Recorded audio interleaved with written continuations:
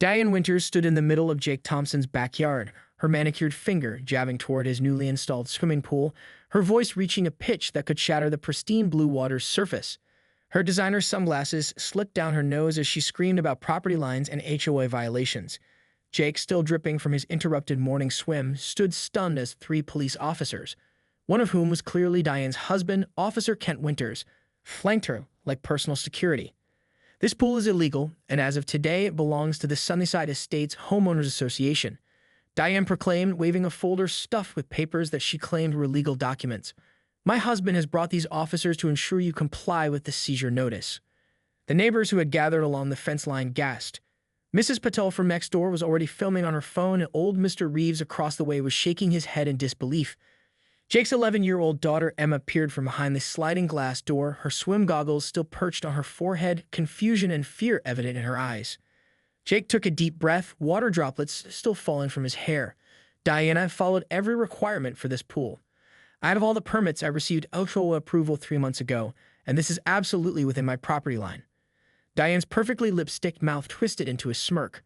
Well, the board had a special emergency meeting last night, and we've revised our decision. She glanced at her husband with unmistakable smugness. Officer Winters stepped forward, his badge catching the morning sunlight. Sir, we need you to vacate the pool area so we can begin the assessment process.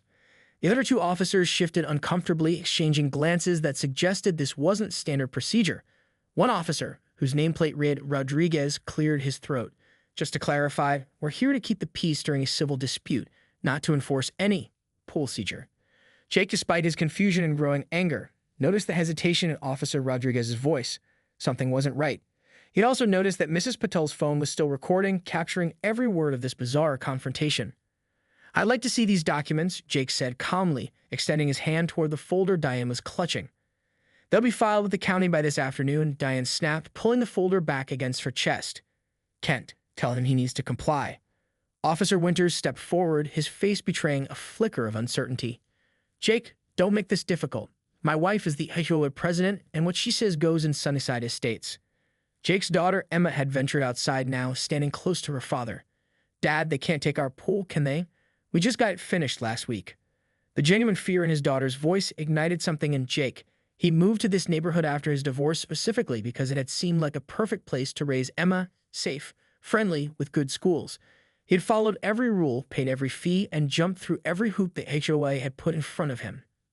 And now this? Jake noticed that more neighbors had gathered. The Rodriguez officer was now speaking quietly into his radio. And Diane Winters was getting increasingly agitated, her perfectly highlighted hair bouncing as she barked orders at everyone around her. Little did Diane know, Jake Thompson wasn't just any homeowner. He was a real estate attorney who specialized in homeowners association law. Diane Winters had been the undisputed queen of Sunnyside Estates for 5 years. Her ascension to HOA presidency had been calculated, a bloodless coup executed during a sparsely attended Tuesday evening meeting when most homeowners were watching the playoff games. Since then, her reign had been marked by escalating HOA fees, draconian enforcement of lawn maintenance standards, and a color palette for exterior house paint that one retired art professor had described as beige fascism. But the community pool had been Diane's white whale. For 3 consecutive years, she had proposed converting the tennis courts into a world-class aquatic facility, and for 3 consecutive years, the homeowners had voted down the exorbitant special assessment it would require. When Jake Thompson had moved in 8 months ago and filed for a permit to install his own backyard pool, something inside Diane had snapped. Kent, do something. Diane hissed at her husband, who was now looking increasingly uncomfortable as Jake calmly pulled out his phone. Ma'am, if I could see those documents you're holding, Officer Rodriguez said, extending his hand. Diane clutched the folder tighter. These are HOA business documents. They're confidential. Jake, still remarkably composed, smiled slightly. Actually, as a homeowner and HOA member, I'm entitled to see any documents regarding my property. And if these are legal documents authorizing seizure, the officers would need to see a court order, not HOA minutes. Officer Rodriguez nodded. He's correct, ma'am. Diane's face flushed scarlet beneath her perfect makeup. Kent, are you going to let them talk to me like this? Officer Winters looked torn between his professional duties and his wife's expectations. The third officer, a younger man named Daniels, was now actively backing away from the situation, clearly wanting no part of whatever was unfolding. Diane, Kent said quietly, if there's no court order. You're supposed to be on my side, Diane snapped, her voice carrying across the yard. Several neighbors winced at the public display. Jake put a protective arm around Emma. My daughter and I would appreciate it if you'd all leave our property now. If the HOA has legitimate concerns, you can address them through proper channels. His voice was steady, but there was steel beneath the politeness. Mrs. Patel called out from her side of the fence. I have the whole thing on video, Jake, if you need it. Diane whirled toward the older woman. No one asked you to spy on official HOA business, Indira.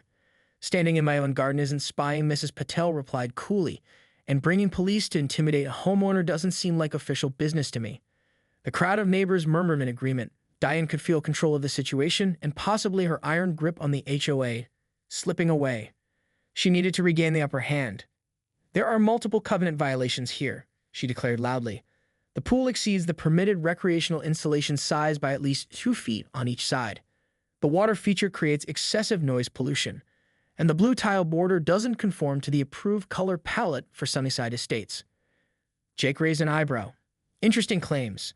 I'd be happy to address each one after you and your entourage leave my property. Unless, he added, nodding toward officers Rodriguez and Daniels, these officers have a warrant or court order authorizing them to be here. The next morning, Diane Winters stared at her phone in horror. The video of her pool confrontation had been shared in the Sunnyside Estates community Facebook group overnight and had already garnered 87 comments, most of them decidedly not in her favor. Worse, someone had helpfully tagged the local news station's community watchdog reporter. They're making me look like some kind of monster, she said, thrusting the phone toward Kent, who was hurriedly getting ready for his shift. You need to have this taken down. Kent sighed as he fastened his utility belt. Diane, I can't just demand people remove videos because you don't like how they make you look. That's not how it works.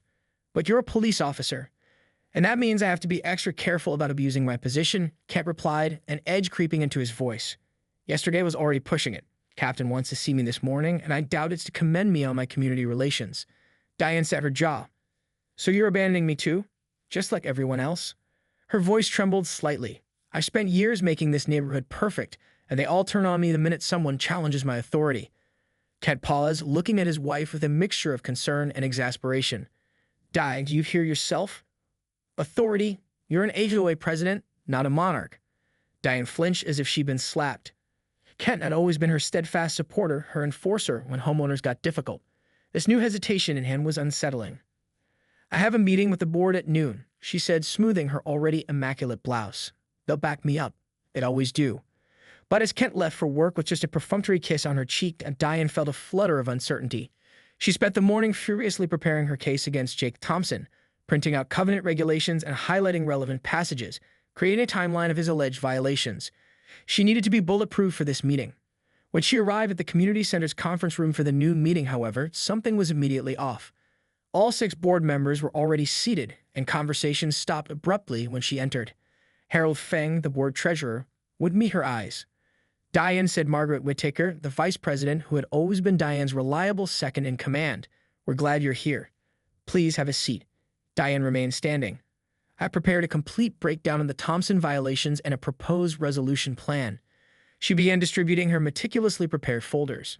Actually, Margaret said, we've called this emergency meeting to discuss yesterday's incident. Diane froze. What incident? Margaret tilted her head. Diane, it's all over social media. You showing up with police officers, including your husband, trying to claim someone's private pool for the HOA. Without board authorization or legal standing?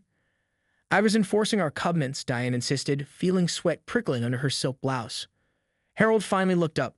By trying to seize private property, that's not enforcement, Diane. That's something else. And we've received some troubling information, added Raj Patel, husband of Jake's neighbor Indira. It seems this isn't the first time Officer Winters has accompanied you on HOA business. Diane's mind raced through all the times Kent had casually shown up in uniform while she delivered violation notices or conducted property inspections. It had been so effective. Homeowners tended not to argue when a police officer was standing there. This is ridiculous, Diane said, her voice rising. I've dedicated years to this community. I've maintained property values. I've kept the riffraff out. The emergency HOA board meeting stretched into its second hour, and Diane Winters' carefully constructed world continued to crumble around her. Each board member had apparently come prepared with a list of grievances and concerns about her leadership style. There's also the matter of the special landscaping assessment from last spring, Harold Feng said, adjusting his glasses as he reviewed the financial statements. The $30,000 collected was supposed to renovate the community park, but $18,000 of it went to redesigning the front entrance with those Italian cypress trees and the new Sunnyside Estates stone sign. The front entrance is the face of our community, Diane argued. First impressions are critical for property values. The decision to reallocate those funds should have come to a board vote, Harold replied firmly. And speaking of funds, we haven't had a proper audit in 3 years. Diane felt a cold knot forming in her stomach. She'd always managed the HOA finances with Kent as the second signatory on the accounts. The arrangement had allowed for what she considered necessary flexibility, but now, under the harsh fluorescent lights of the community center, it was being reframed as something more sinister.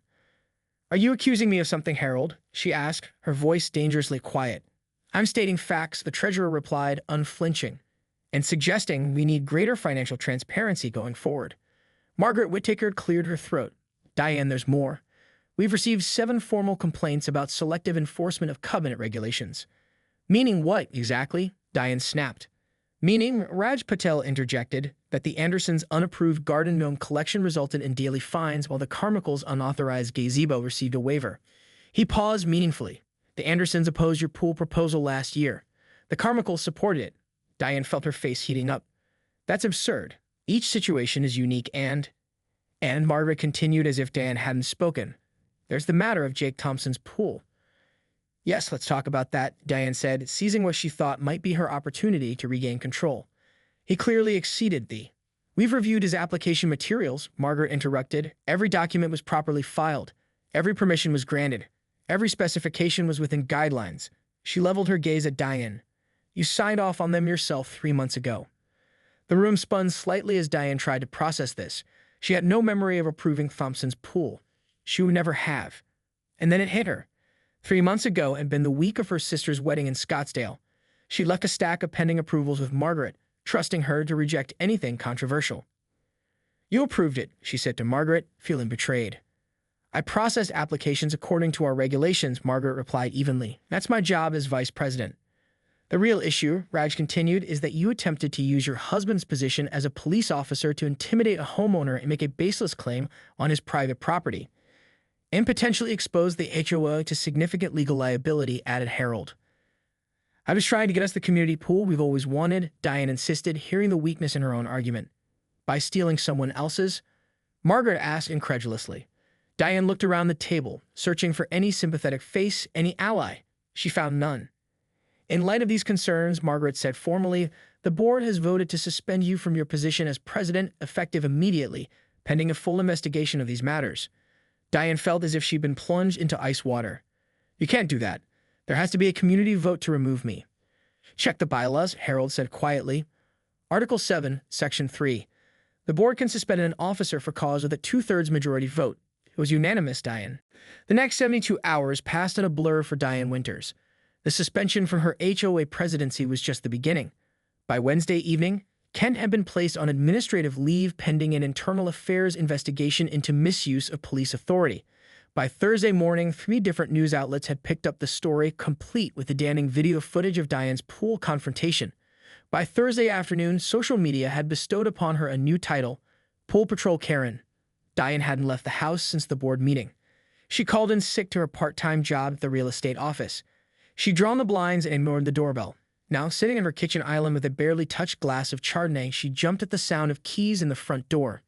Kent entered, looking exhausted. His usual crisp confidence had deflated, leaving him seeming smaller, somehow older. "What did they say?" Diane asked immediately. Kent set his keys on the counter with deliberate care. 2-week unpaid suspension. Written reprimand in my file. Ethics refresher course. He avoided her eyes. "I got off easy, all things considered. Rodriguez and Daniels both filed reports stating I appeared to be using my position to intervene in a civil matter." "So they took their side," Diane said bitterly. Kent finally looked at her. "There aren't sides here, Di. I screwed up. I've been screwing up for years, letting you drag me into HOA business while I'm on duty." Diane felt her throat tighten. "So this is my fault."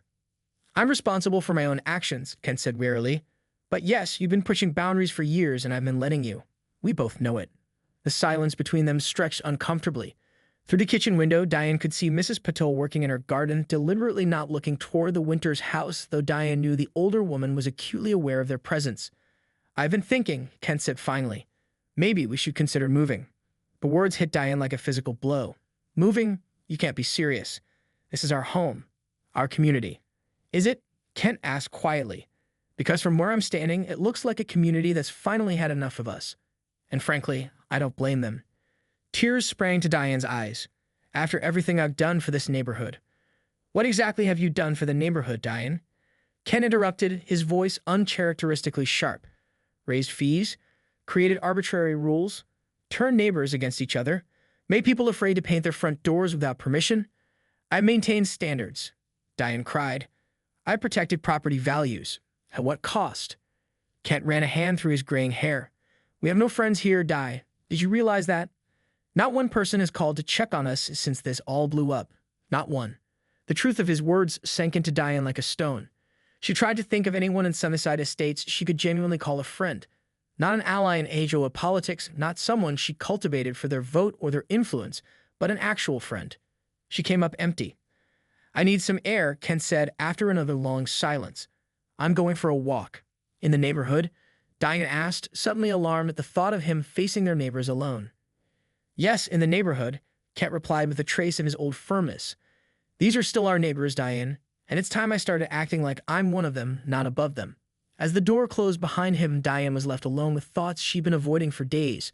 For the first time, she allowed herself to consider that perhaps, just perhaps, she had been wrong. Friday morning brought a certified letter from Jake Thompson's attorney, outlining potential legal actions against both Diane personally and the HOA as an entity for harassment, attempted property conversion, abuse of authority, and a litany of other allegations that made Diane's head spin. The letter concluded with an offer to settle the matter out of court if certain conditions were met, including a public apology, Diane's permanent removal from the HOA board, and a commitment to revise the covenant enforcement procedures. Kent had taken the letter from her hands, read it silently, then placed it carefully on the coffee table. His attorney is being reasonable, all things considered, he said. We should consider ourselves lucky. Lucky, Diane had repeated incredulously. He's trying to humiliate me. No, T, Kent had replied with surprising gentleness. You did that yourself. Now, hours later, Diane stood in her walk-in closet, surrounded by her precisely organized wardrobe, color-coded, separated by season, all on matching velvet hangers. Like everything in her life, it was controlled, coordinated, and curated to project exactly the image she wanted the world to see. But what image was that exactly? Successful? Certainly she wanted that. After her own mother had struggled as a single parent in a series of increasingly dismal apartments, Diane had vowed she would never live that way. She'd married Kent straight out of community college, attracted as much to his steady career prospects as to his square-jawed good looks. Respected? Absolutely. Respect had always been currency in Diane's world.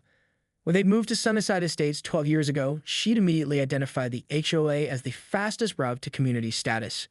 Envied? Perhaps that too. The thought was uncomfortable, but Diane forced herself to examine it. Had she wanted her neighbors to envy her power, her perfect home, her ability to bend the community to her will? A memory surfaced. Her first HOA meeting after being elected president. She'd worn a New Street John knit suit and had delivered a speech about elevating community standards that had received polite applause. Afterward, old Mrs. Whitman had approached her. You remind me of my daughter, the elderly woman had said with a wistful smile. So much energy, such big plans. At the time, Diane had taken it as a compliment. Now, with the perspective of 5 tumultuous years, she wondered what Mrs. Whitman had really meant. Had she seen something in Diane that Diane herself had missed? A hunger? A void she was trying to fill with rules and power? Diane? Ken's voice called from downstairs. Margaret Whittaker is here to see you. Diane froze. Margaret? Here.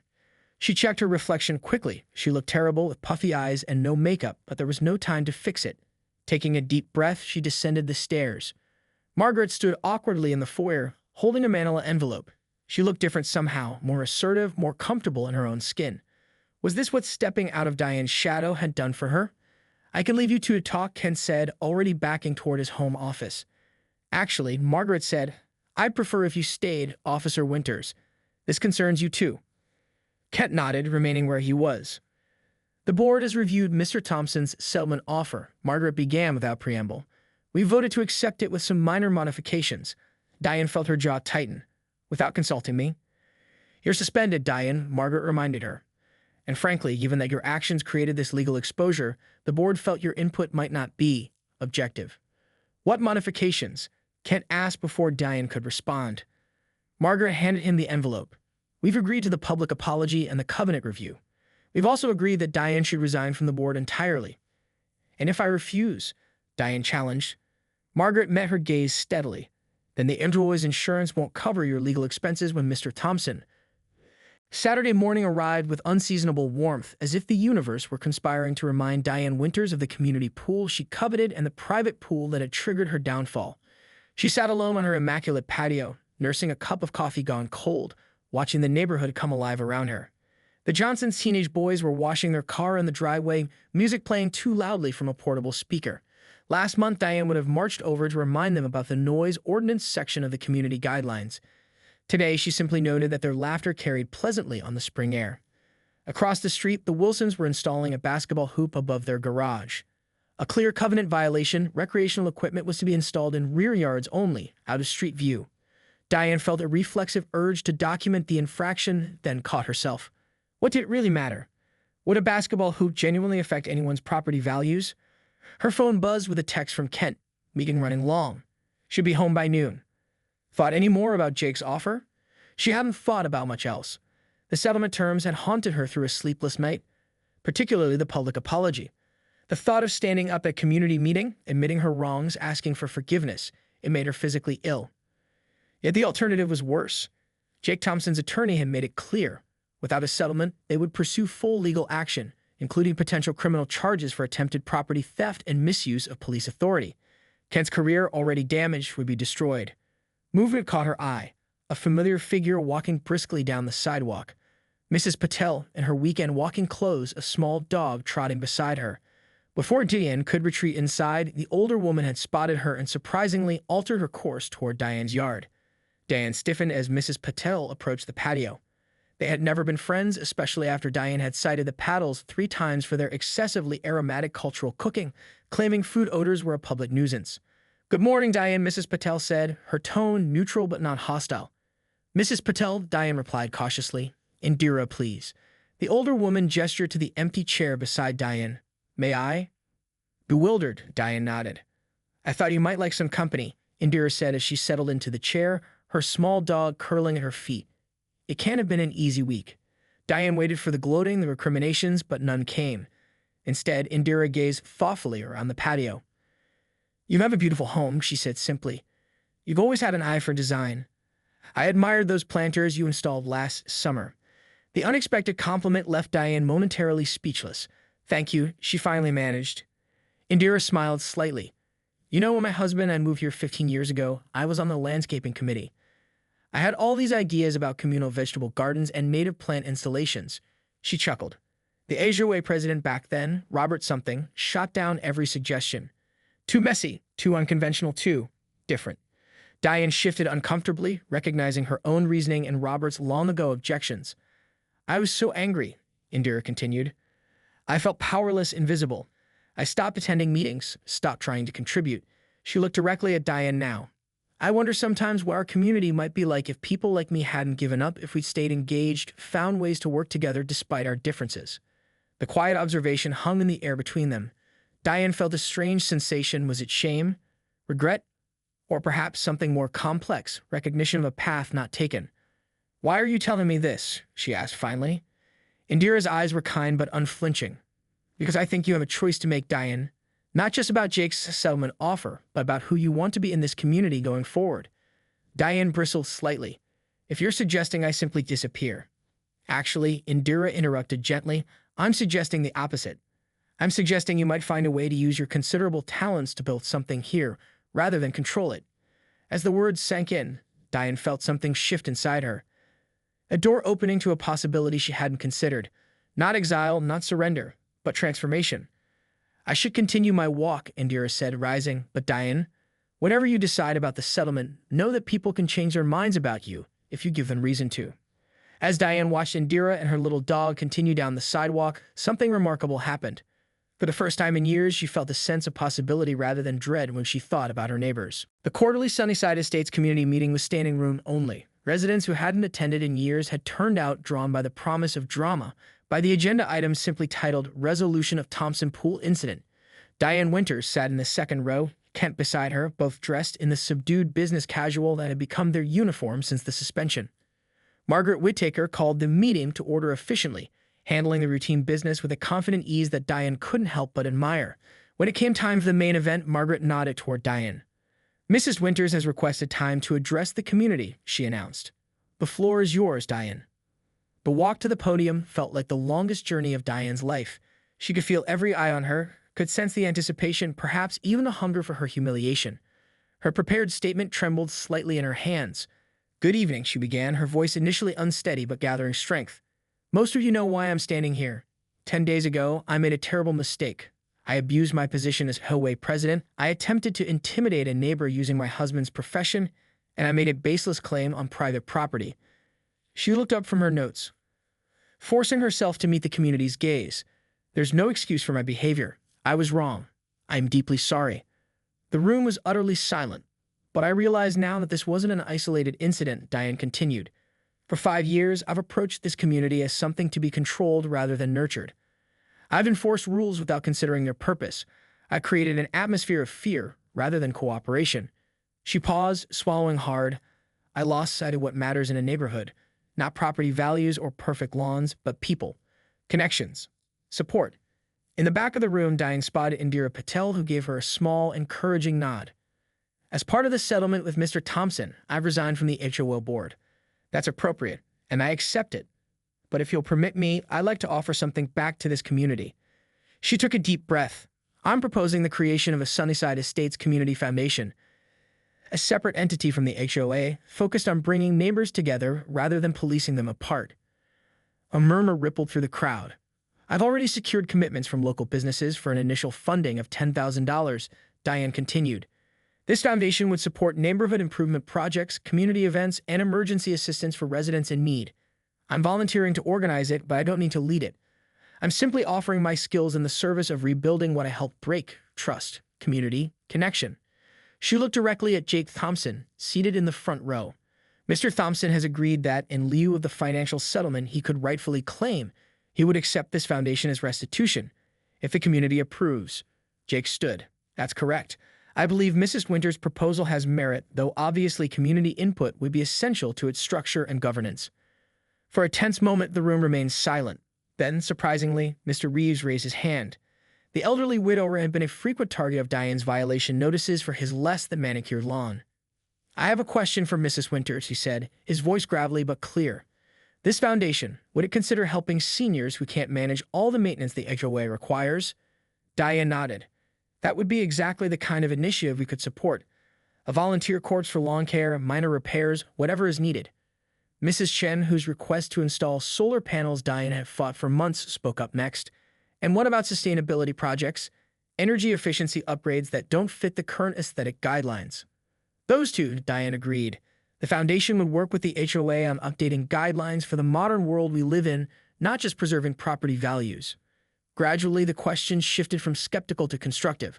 Ideas began flowing: a community garden in the vacant lot behind the playground, a welcome committee for new residents, a skills exchange program. Diane answered each thoughtfully, noting suggestions, acknowledging when she didn't have all the answers but committing to finding them. As the meeting concluded, Diane felt exhausted but strangely lightened. She gathered her things slowly, giving people space to leave without having to interact with her if they chose not to. "That was brave," said a voice beside her. Jake Thompson stood there, his expression guarded but not hostile. "It was necessary," Diane replied simply. "And long overdue?" Jake nodded. "For what it's worth, I think your foundation idea has potential. It won't be easy, though. You've got a lot of trust to rebuild." "I know," Diane acknowledged. "But for the first time in a long time, I'm looking forward to the challenge." As they walked out into the warm evening, Diane noticed Kent chatting amicably with Officer Rodriguez near the parking lot. Nearby, Margaret and Harold were deep in conversation with the paddles. The dividing lines that had defined Sunnyside Estates for years, HOA board versus regular homeowners, original residents versus newcomers, rule followers versus rebels, seemed less rigid, somehow more permeable. Rebuilding would take time. Some neighbors might never fully trust her again. But as Diane watched the small clusters of residents lingering in the twilight, talking and laughing with a new openness, she felt something she hadn't experienced in years in this perfectly manicured neighborhood: a sense of belonging.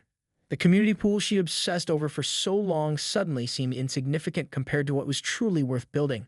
A community where people actually wanted to come together, not because a covenant required it, but because they genuinely cared about their shared home.